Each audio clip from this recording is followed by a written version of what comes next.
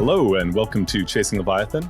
I'm your host, PJ Weary, and I'm here today with Dr. Carl Öhman, assistant professor in the Department of Government at Uppsala University. We're here today to talk about his book, The Afterlife of Data, What Happens to Your Information When You Die and Why You Should Care. Dr. Öhman, wonderful to have you on today. Well, thank you so much. So tell me, Dr. Öhman, and I think there's some immediate answers that pop up in people's minds, but why did you write this book? Why is this book important? So, I could answer that question by saying I'd already done the research for years. And, once you've piled up like a bunch of articles and you realize that I can actually put these together to a coherent narrative. That's one answer of why I wrote the book. But the other part of your question, why is it an important book? I think the answer to that question is that everybody's talking about tech all the time, like AI, the internet, digital stuff. It's all we tend to talk about these days. And I found that this issue of, yes, but what happens to all of these data when we die and when the companies that own our data die, that is a completely neglected perspective from the debate. Nevertheless, this is, according to me at least, this is going to be one of the big battlegrounds for the dominion of the internet for the next 100 years or so. So I wrote this book to show to people who hear about my research topic and they're like, oh, wow, that's such an interesting, quirky detail of what's going to happen to our data when we die. And this book is kind of telling them, no, it's not a quirky detail. This is at the very center of the battles for the internet's future. And what's the current state of, actually, before we do that, what are some of the repercussions if we just kind of give this right away? If it's just just let the data live, who cares once you're dead? What are some of the ways that it can be used or misused? Yeah, I get this question sometimes of okay, but why should I care? I'm going to be dead anyway. So what does it matter? And I tend to answer, well, maybe you don't care about what's going to happen to you if you're not going to be around, but you probably care about the people around you, right? And the thing is, your data is kind of like a network. I commonly compare it to DNA. So biological data and social data are similar in a lot of ways. And one of which is that if somebody has your DNA, or say they don't have your DNA, but they want to know your biological identity. Now, let's say that they have your parents' DNA or your grandparents and your siblings. Now, they can draw a lot of inferences about you and who you are, on a biological level at least, from that information.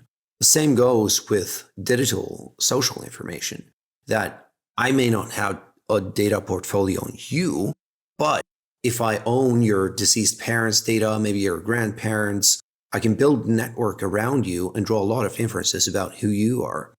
So what I'm saying is basically that if you care about the privacy of those close to you, you should also care about what happens to your data post-mortem.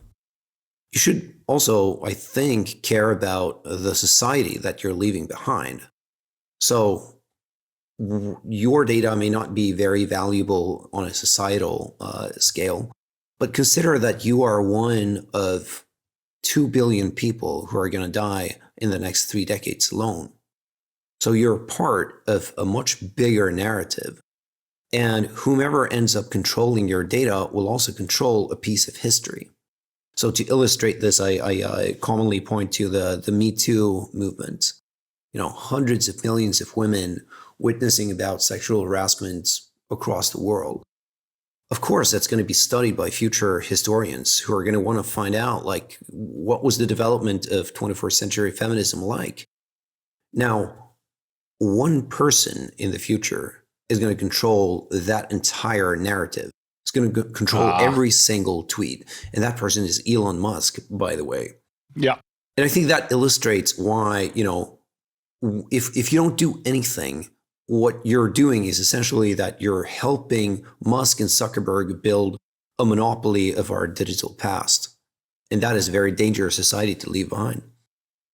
It's funny. I obviously thought about this before, talking to you, and just to hear you say just out loud, like the future of the narrative is in like Musk and Zuckerberg's hands. Yeah. Like, I mean, even if you just said the future of the narrative is in two guys' hands, I'd be like, oh, that's problematic. You know what I mean? Like, forget how you feel about Musk or Zuckerberg, right? Yeah. It's like, this is so much power.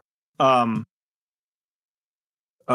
do you think part of the reason, because you kind of mentioned that, oh, that's a nice little side thing. They sometimes get that when people deal with this question.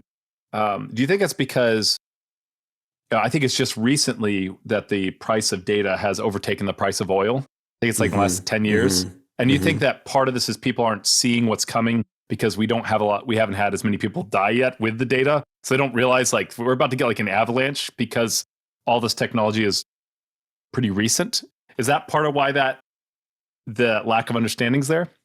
Yeah, I got to comment on your, data is the new oil connection, because I actually had a chapter called Data is the New Oil that I erased kind of last thing. I took it out and I was like, I'm probably going to use it for some other paper, but this is a bit of a parenthesis. But my idea was that, well, data is literally the new oil in the sense that what is oil? Well, it's accumulated fossils, right? So it's dead creatures compiled over time. And I'm like, well, that's data. Like all data are digital human remains in a sense, or at least all social data, because it's an accumulated past, so to speak. But with that being said, yes, I think that none of the big tech companies think of themselves as stewards of history. They think of the emergence of the dead on the internet as an anomaly.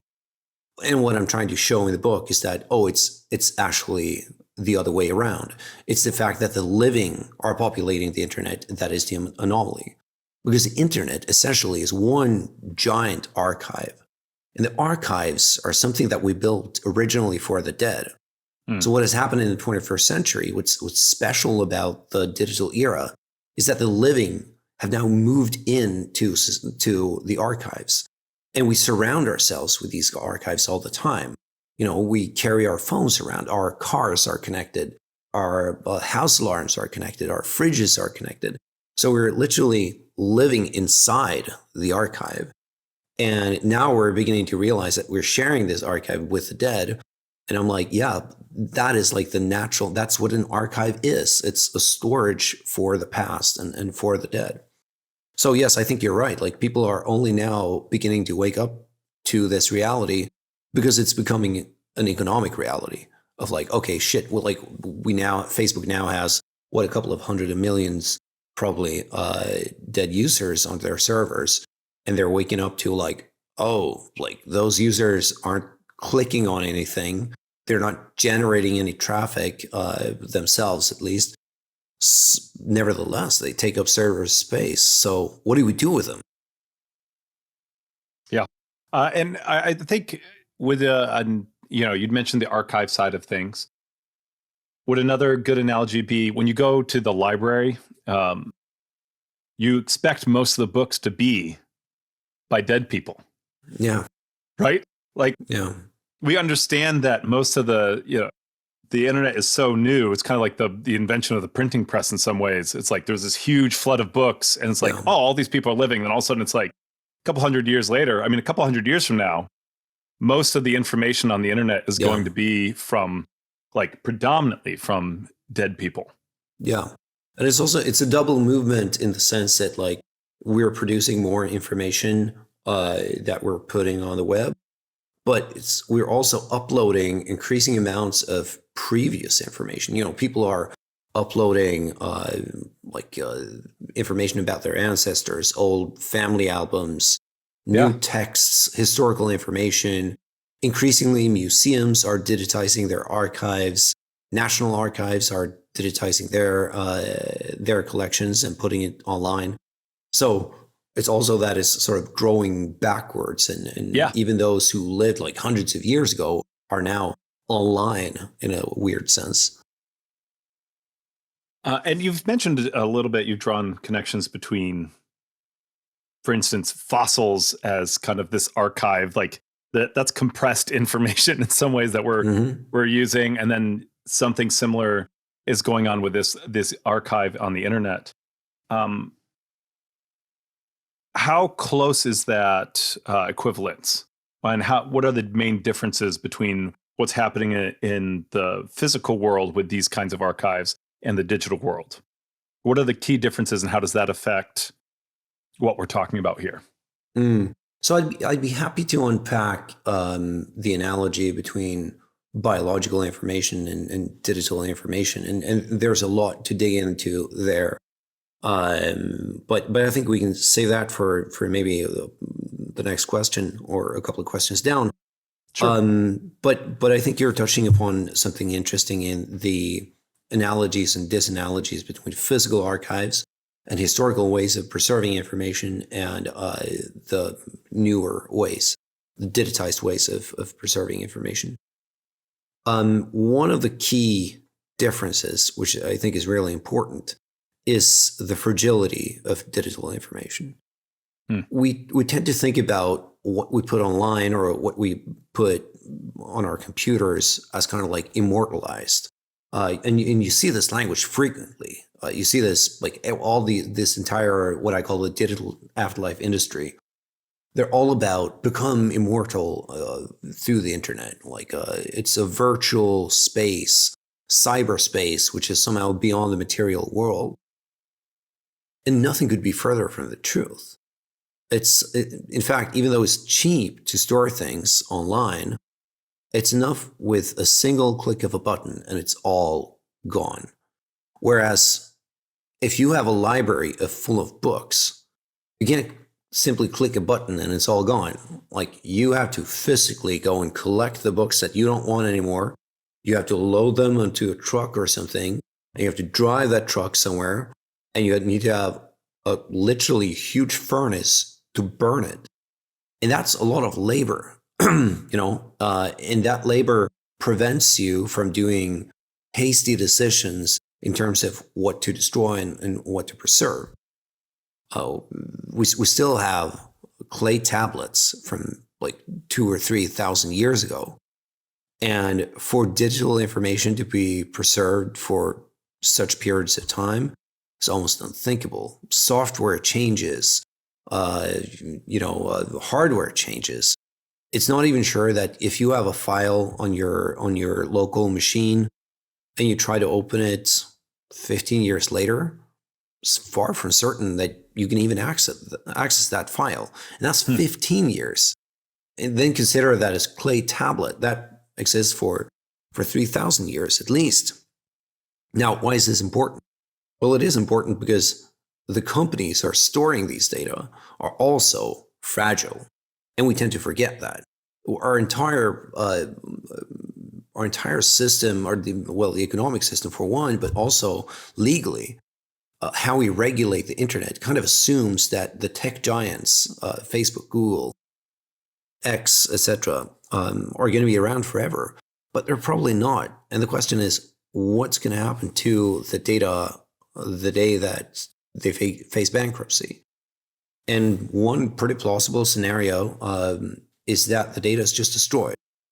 That's certainly not impossible, which would be a disaster from a historical point of view. That would be literally what archivists call a digital dark ages, the biggest archive of human behavior ever assembled in the history of our species. Basically, the most detailed view of history that you can ever assemble, like a gold mine for future generations to understand their past, all just completely gone, blown up in the air. And I feel like the burning of Alexandria and the Alexandrian Library. Yeah. Sorry. And some listeners are probably thinking like, come on, like what I put on Facebook is not the burning of the Library of Alexandria. Like it's pictures of funny cats and disinformation or whatnot. But we mustn't forget that even if you would say that what we put on social media is trash, okay, sure, we'll call it trash. But guess what? Archaeologists consider trash piles and sewers some of the most interesting sites for historical insights. Because it's not about the monuments and the aristocrats. It's about like, what did ordinary people do? What were the masses doing? What were they thinking about? What kind of lives were they living? So yes, it may be mundane, but it says a lot about our time and our society and common people, quote unquote. Now, let's say that one of these tech giants would fail and die, go out of business, and they wouldn't destroy the data. I think that is actually the even more interesting option, because what's going to happen? Well, what's going to happen is essentially that a bankruptcy or an insolvency lawyer is going to come in and administrate the auctioning of all the valuable assets. Now, what are the valuable assets if X or Facebook or LinkedIn or whatever goes down? Well, it's the data. And that data can essentially be sold to anyone, to the highest bidder. So you're reacting to Musk and Zuckerberg monopolizing history. Okay, but make it Russia or China or VKontakte, the Russian social media site, could easily just acquire all of that data. That's basically what happened to MySpace. That data has been passed around numerous times. So, if you're on MySpace, your data has probably been used to draw inferences about your consumer behavior without your knowledge.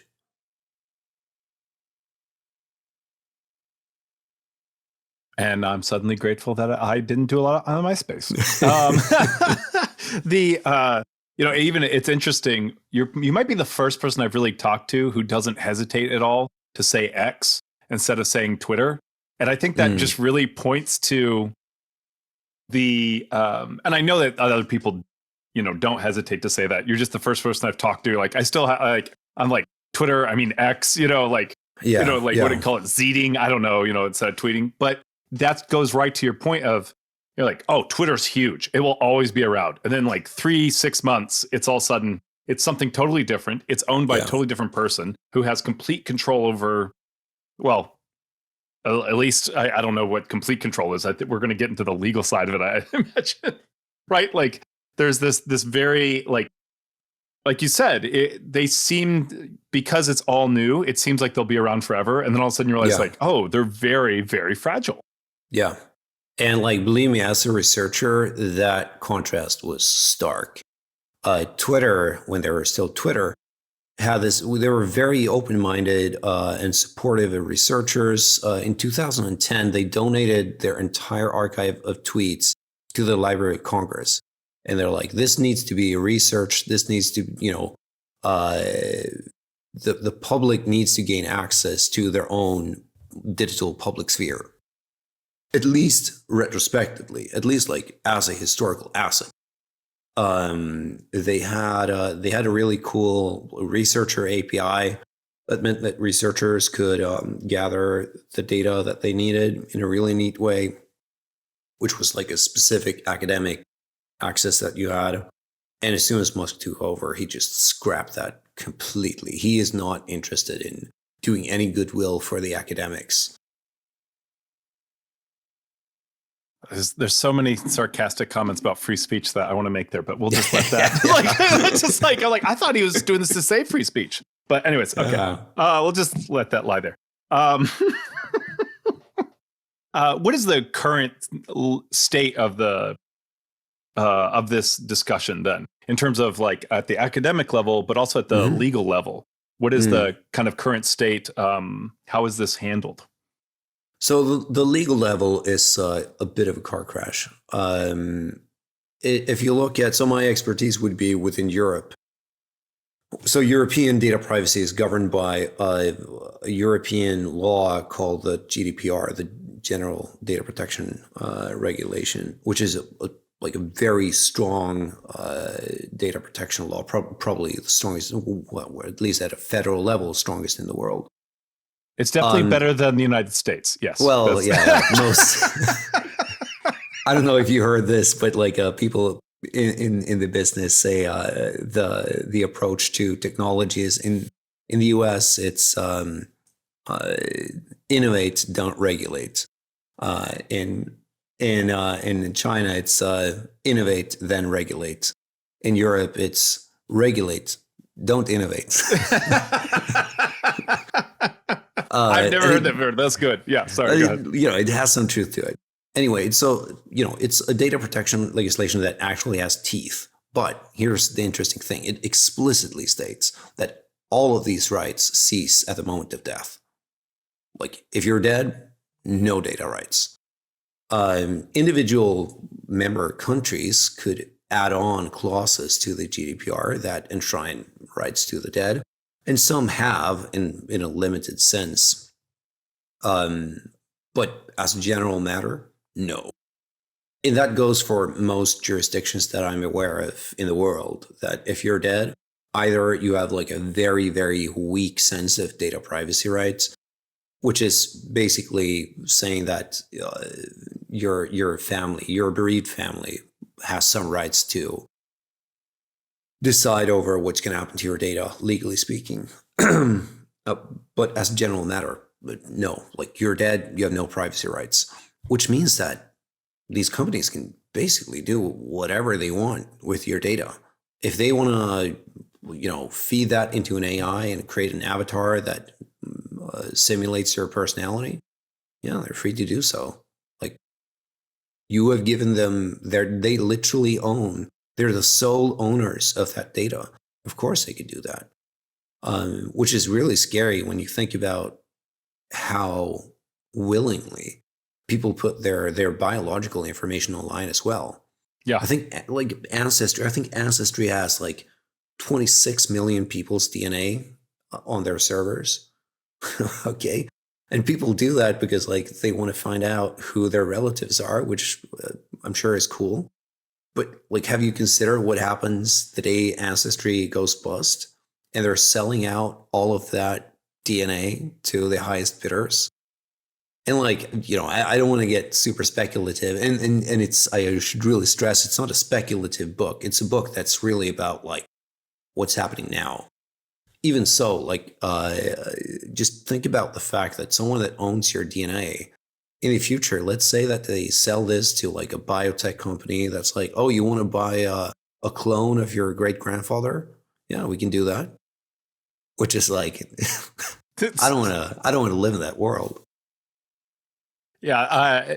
When you mentioned the social and biological kind of equivalence, I immediately thought my mom was adopted and had never sought out her biological family.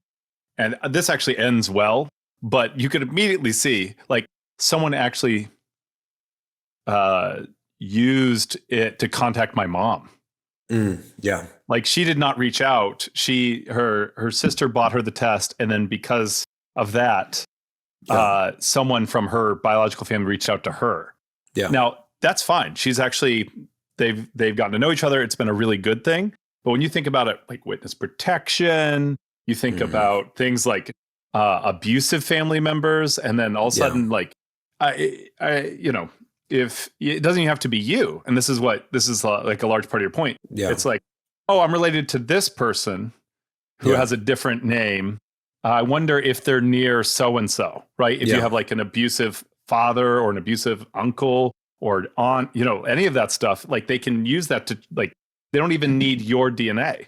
Yeah. And that's not even after you're like, so if that goes public after you're dead, then it's your kids, or it's your spouse, or whatever.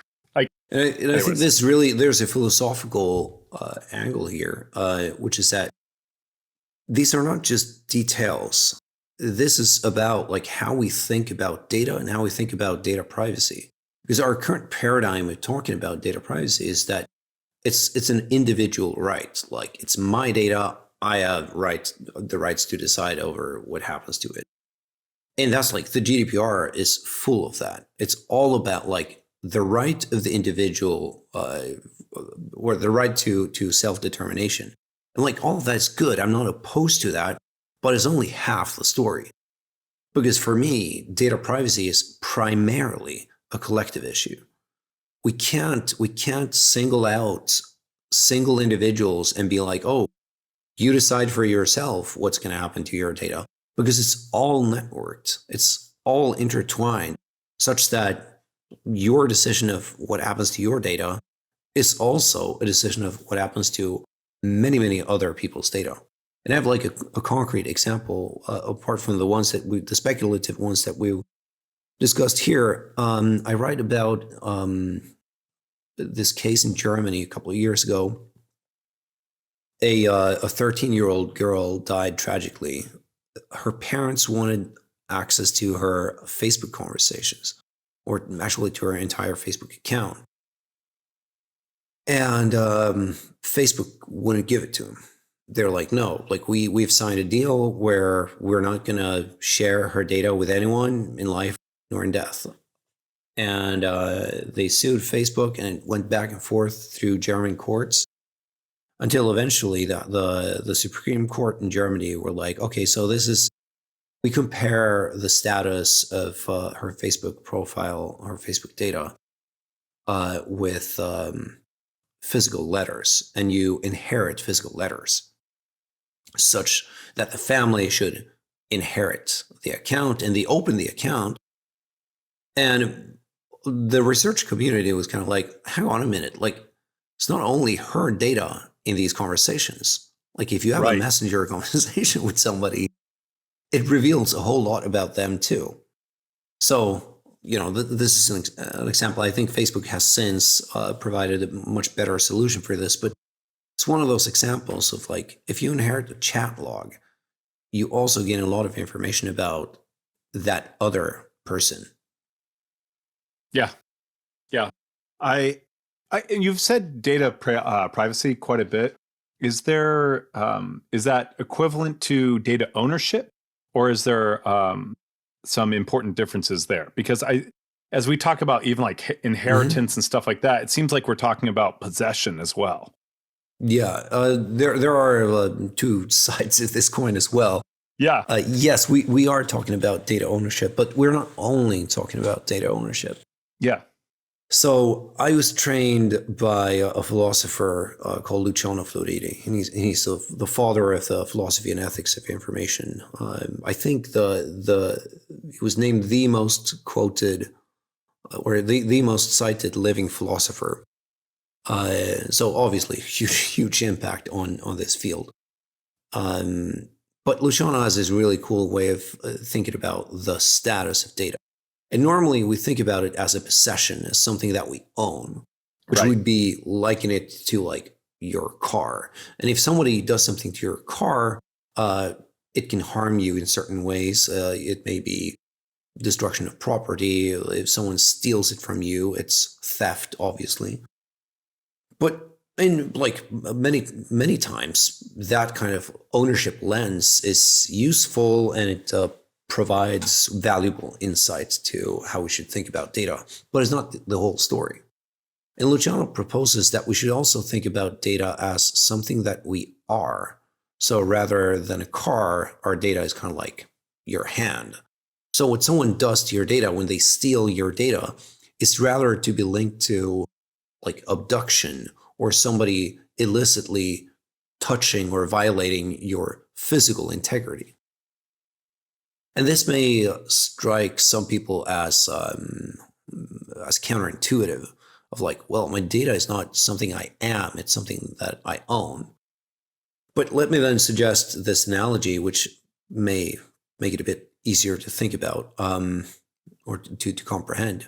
Think about what you are. If you try to define, like, what is a person? What are you as a person? What distinguishes you from every other thing in the universe?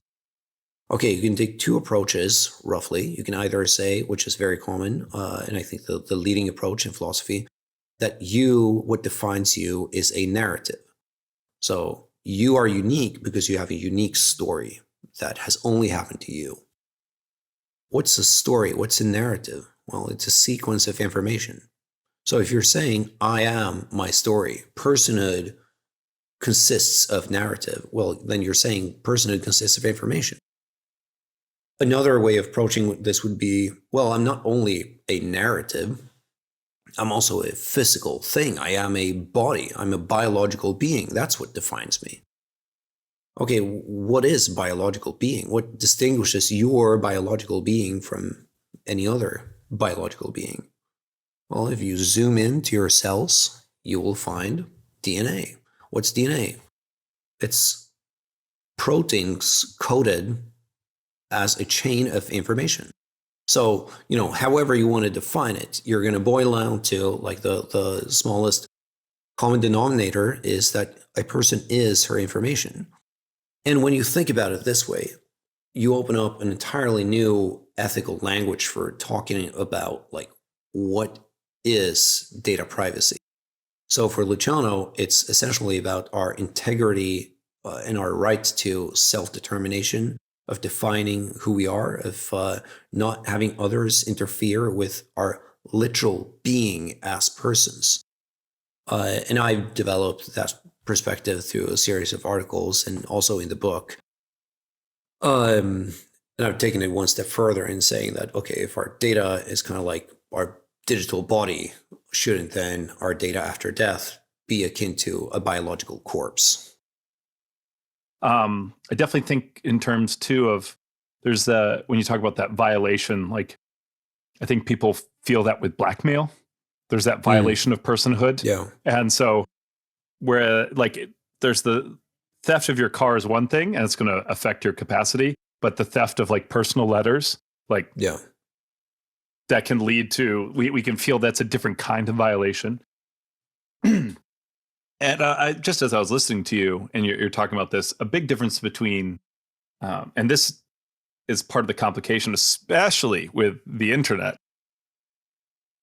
is that you can't copy a car, right? If you copy a car, it's just a different car. But the information, like someone can leave the information with you and take it with you. And on the internet, it's fragile, but it's very reproducible. Yeah. How does that affect the discussion? The fact that it is so rapidly, I mean, one of the biggest things we talk about on the internet is something going viral. Yeah, I mean, in multiple different ways, of course. Part of it is that we rarely have an accurate image of what data we are actually sharing. So whenever I bring my topic up, they're like, oh, but like, doesn't just erasing your Facebook account do that for you? Because they think that your digital footprint or their digital footprint consists of what they consciously put on social media. And most people, or a lot of people at least these days, don't put that much stuff on social media. And I'm like, yeah, well, sure, that helps. But you mustn't think that your data is akin to the data that you consciously put on there. Like if you're scrolling on a newspaper article and you stop at a paragraph, that's registered. All of your search data is registered. As soon as you take a step, if you own an iPhone, your iPhone registers that step. Like every couple of minutes, your phone is sending geo data. And you're like, well, who cares about a company knowing my whereabouts? It's not like anyone's going to actually look at that. Well, that's first of all wrong. That may certainly happen. But also, what we talked about before with putting that data in connection to other people's data. So in my household, there are at least 2 phones and a third phone coming frequently. And I'm sure you could tell if you just from like our geo data, you can tell that it's a married couple and probably one of that couple's siblings coming to babysit every now and then. And that's like a super simple, it's only geo data. That's all that it is. And still you can tell, are they married? Are they cheating on one another? Who's staying there for how long? And you don't really see this in everyday life unless you're in exceptional circumstances. I had this a couple of years ago. I was working at a mountain station in rural Norway, and there are only a few guests coming there. I mean, it's a very, very remote place. And I realized that my people you may know that came up on Facebook were the guests of the hotel.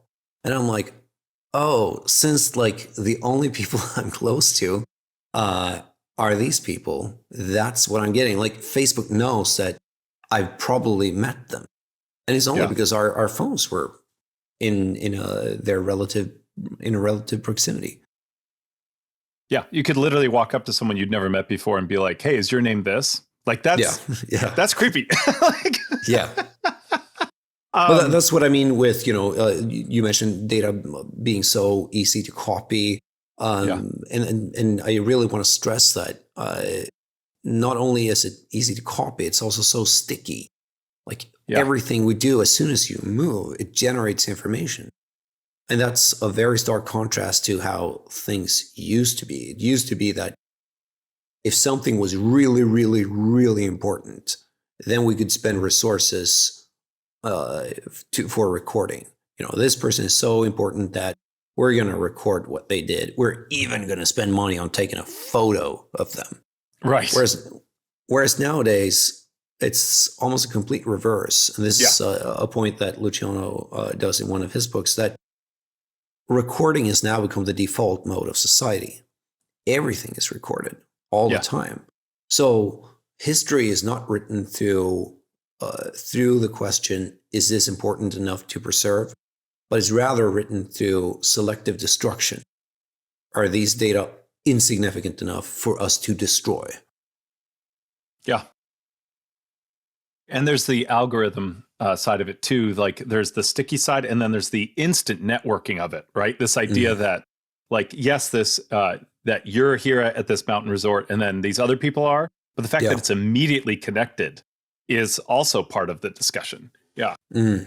I had a journalist on from California. His name's Sarus Farivar. And we talked about, he did this work on license plate readers there. So the police were using license plate readers. And this is what people just don't like. This blew my mind, but this is just the kind of stuff that this isn't even what you're putting on there. They weren't deleting the information as they got it, but they were constantly checking for warrants attached to license plates. And they kept all the license plates. And so they drive down the highway, and it would keep all this. Are you familiar with this story? No. Oh, it would keep crazy. so all the police officers had this. If they didn't have to do anything, it would record every single license plate that went by. It was like it could do several hundred a second. And so it went to the police. They did not delete it. They had no policy in place for it. And it was considered to be under the Freedom of Information Act. So Sarus asked for it. They gave him 6 months of every single license plate and where it had been seen by police officers in the entire state. And so he went to the local, he went to like one of the people in like the state government, and he's like, this is important. The guy's like, okay. He's like, he showed him, he's like, hey, what's your license plate? Like, did it on the spot with him there, clicked on it, and it showed up on the map. He's like, so you come here to the Capitol building, you go here for work, and what's this place? He's like, that's my home.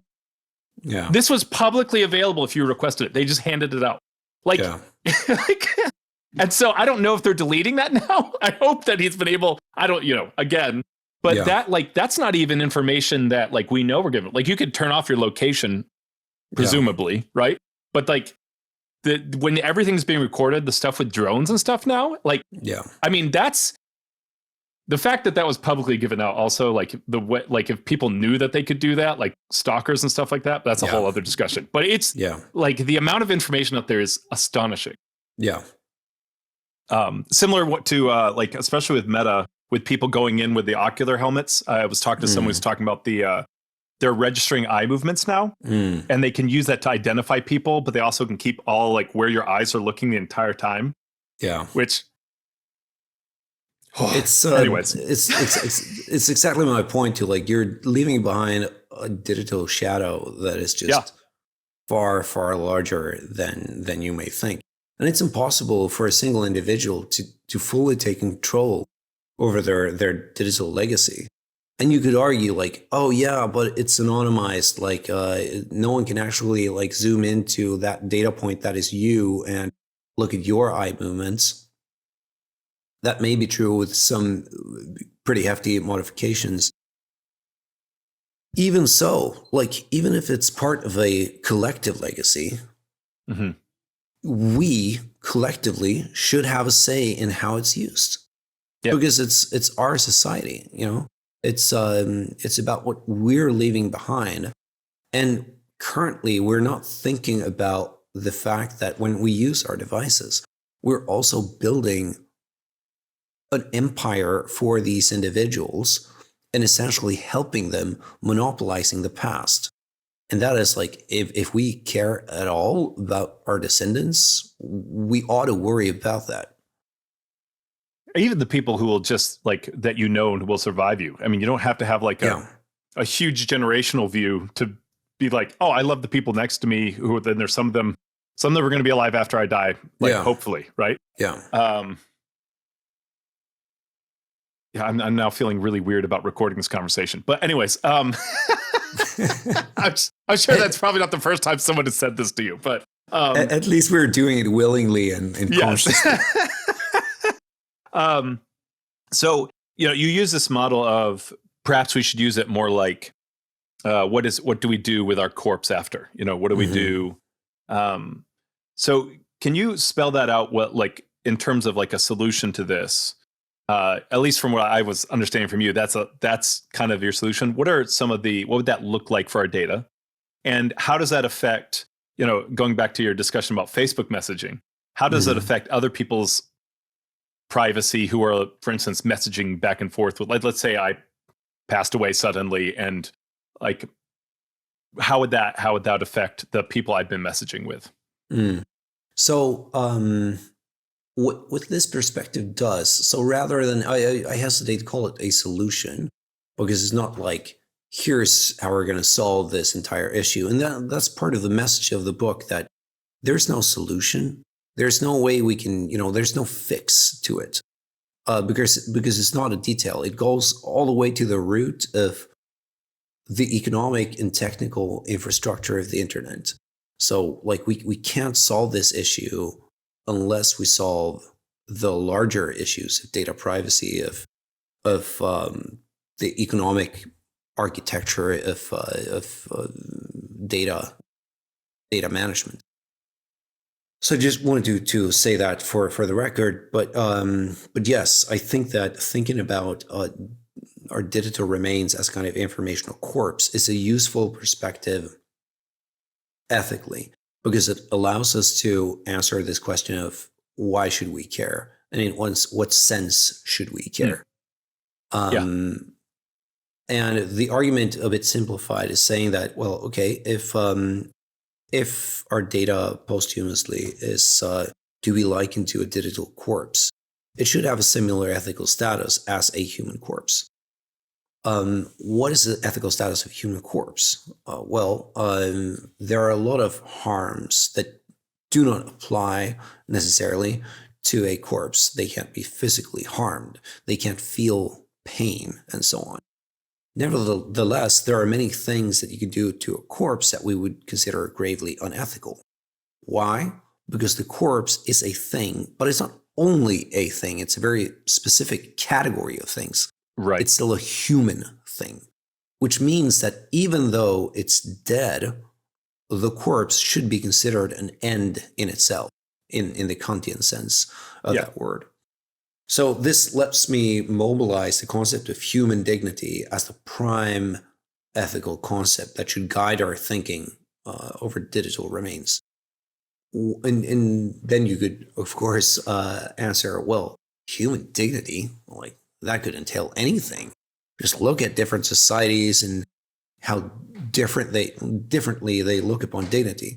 And I'm like, yeah, sure. Like, there are very different cultural ways of expressing dignity.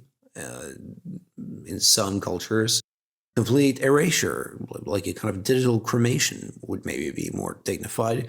In other cultures, that would be a crime towards the dead, of erasing their memory.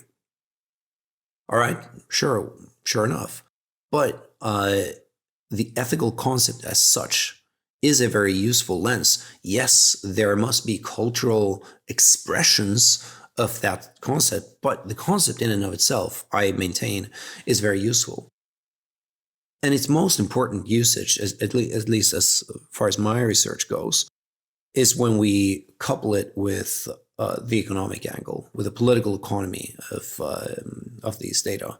Actually, my first article on this topic the title is "The Political Economy of Death in the Age of Information," where I couple the concept of human dignity with the industry of commercializing digital remains, and I show in that article and also in the book how the dead in the internet economy are essentially turned into a commodity.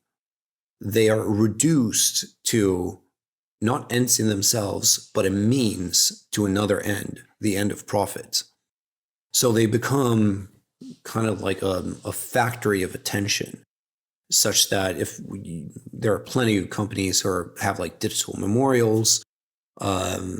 They have like pictures and stuff of the dead person, and you can post things onto there, kind of like a deposit of their digital traces. Facebook now has a memorial service where the profile is, upon request, turned into a memorial site, such that family members and friends can post stuff on it. Essentially, what's happening there is that the company is taking the dead person's data and letting it drive the clicks of other users, because it becomes, that's what drives the traffic. If you have even more sophisticated technologies added on top of that, a number of companies by now, and like for the past 10, almost 15 years, have been offering services where you upload all of your data or data from someone whom you have access to. And you use these data to train an AI, and that AI simulates the personality of the person. There's been a lot of ethical discussions about, like, can you do that? What's the ethics of doing that? And my contribution to that debate with the human dignity angle is saying, well, yes, but it's not only the technology that does this. We must not get stuck on looking at the technological systems. We must also look at the economic systems within which these technologies operate. Why?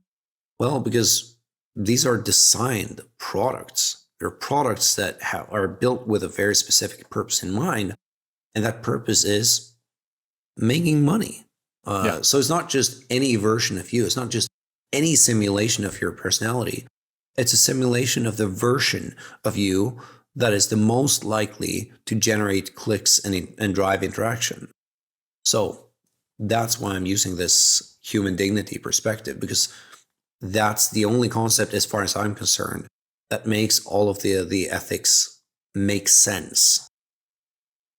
Yeah, and so if I understand, and I just want to clarify here and make sure I'm on the same track, it's not that you're necessarily offering like a solution. You're trying to raise the level of discussion to it. Like, you can have disagreements about human dignity, but there's a big difference in talking about someone's corpse and talking about human dignity and talking about someone's car and property law. Yeah. And so part exactly. Yeah. So part of it is that also I should probably have disclosed, like, we have legal systems in place for how to deal with the human dignity of corpses. Like, that is something that we've settled and discussed for thousands of years. So one of the solutions that I point to in the book is saying, well, okay, like archaeological museums, they very commonly have human remains in their collections. They must run into the same issues, right? Of how can we commercialize, display biological human remains? So what I propose is seeking inspiration from the ethics of archaeology, and I think that that's a framework that makes a lot of sense if we look at how that industry is regulated. It's basically regulated by a common code of ethics, like a code of professional conduct within the museum industry, of like, here are the ethical principles of what you can and cannot do with a human corpse in an exhibition. I think something similar could and should be done for the digital sphere as well.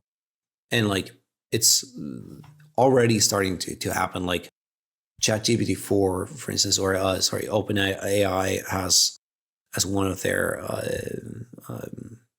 ethical, I can't remember what they call it, rules, whatever they actually call it. But ethical commitments or something. Ethical commitments is that you cannot let the bot impersonate a dead person without their consent. If, however, there's an if you display it publicly. Now, for private use, then like if you have like an old spouse or something, just feed their data into the bot and turn them into an AI, which is like a very creepy scenario if you imagine like a abusive boyfriend or something who could create their own AI version of their ex-girlfriend. Yeah. And I think there's actually like a Black Mirror episode, like exactly like about that. Yes. There's something here too, because you've talked about like one, I want to say, I'm really disappointed that, when I asked for solutions, you're not providing me with the answer to the internet for now and all time, so sorry for putting you on the spot. I realized the way I said that, you're like the solution for everything. No. Just a parenthesis, when I talked to my editor about this, I came to the last chapter, and, every chapter is, if it's of course a more sophisticated argument, but even so, it's kind of like the academic version of a drunken college student being like, it's about the system, man. It's gotta realize it's about the system. And I'm like, okay, I've said this in all the chapters of like, it's not about the ethical virtues of individual companies or individual industry leaders. It's about like the framework in which they operate. And then I come to the last chapter and I'm like, okay, so I'm supposed to like provide some kind of solution here. And I said to my editor, like, I can't write the last chapter and like, and here's how we abolish capitalism. Yeah. And she was like, yeah, although if you pull it off, that would make it a very popular book. And I was like, yeah, that's a big if. Yeah. Yeah. One thing that I think you've kind of hinted at it, but I also feel like beyond just like the raising the level of legal and philosophical discussion, I think there's a real angle here for kind of common culture that what you are talking about here would be very valuable to infiltrate the moral imagination and the moral feeling of the average everyday person. Yeah. Because if people started thinking about their own data privacy like this, but especially other people's, because there are a lot of people who just wouldn't even think twice about kind of messing with someone else's data, right? And to instead think of it as like, oh, I'm, especially someone who's passed, right? Yeah. And instead to be like, oh, this is like, this is like defiling a corpse. Like that would at least give people more pause. And I think that's a worthy solution besides just, there's legal penalties. Like we understand there's legal penalties, but there's also cultural penalties if you're messing with a corpse, right? Yeah. Like, I mean, I don't want to get too graphic there, but and that's kind of been ingrained in us ever since we've been growing up. And I think there's something valuable about at the popular level. I mean, that's something like Black Mirror can do, but even with what you're saying, like if we can, like there might be an educational component for the average common person. Do you see that? Yeah. No, I think that's a very good point. I actually hadn't fully considered it on an individual level, the way that you just put it. I think it's a very interesting and strong point in that there's something that sociologists call the privacy paradox, which is that in surveys, people always fill out that they care a lot about their privacy, but they don't act accordingly. Like no one actually moves to preserve their privacy, but they say that they care a lot about it. And I think it would be interesting to see if like, is there a posthumous privacy paradox as well, in the sense that I think you're right in that it's deep in your gut that like messing with a dead person's dignity is just wrong.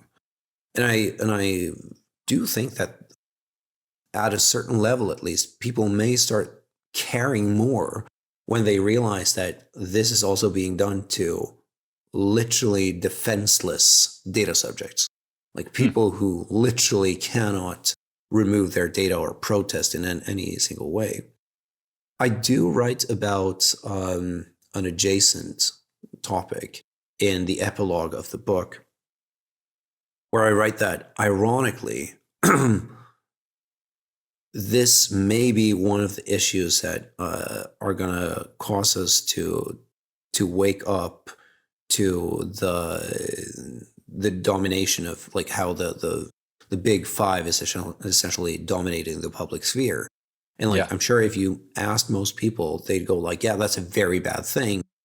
And nevertheless, like that's where they put their data. But in the epilogue to the book, I write that historically, at least, having your ancestors buried in the soil of a certain land is like the strongest claim to that soil.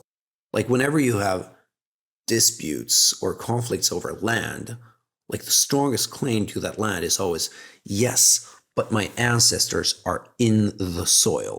Like if and you can take pretty much like any country, any dispute over soil, what it ultimately comes down to is like, it's my fatherland. Why is it the fatherland? Because my fathers are buried in here. Yeah. Now, imagine something similar with big tech, that in a couple of decades, it's not only going to be individual loved ones who lie buried there, but entire nations and cultures are going to have their collective past buried in these platforms as well. And yes, that may be a sales tactic from big tech, in that, you know, I may not care about Facebook's future, but if Facebook is where my entire culture and nature stores its past, yes, I do care about its longevity. And you can see this like already now, like when X threatened to remove all the inactive accounts, people went crazy. They're like, no, this is like the last memory I have of my departed father. Like, you cannot do this. And twice they had to redact that decision. And I still don't think they figured out what to do. But in that sense of caring for the longevity also comes a sense of entitlement, a sense of ownership that, well, this is mine to some degree, in the same sense that the soils where my ancestors lie buried is mine. So ironically, what may actually make us wake up to this very strange domination of our public sphere may be the dead, in that the dead become our allies for the democratization of the web. Dr. Öhman, it has been absolutely awesome having you on today. Fascinating topic. Real joy to talk to you. Thank you. Thank you so much.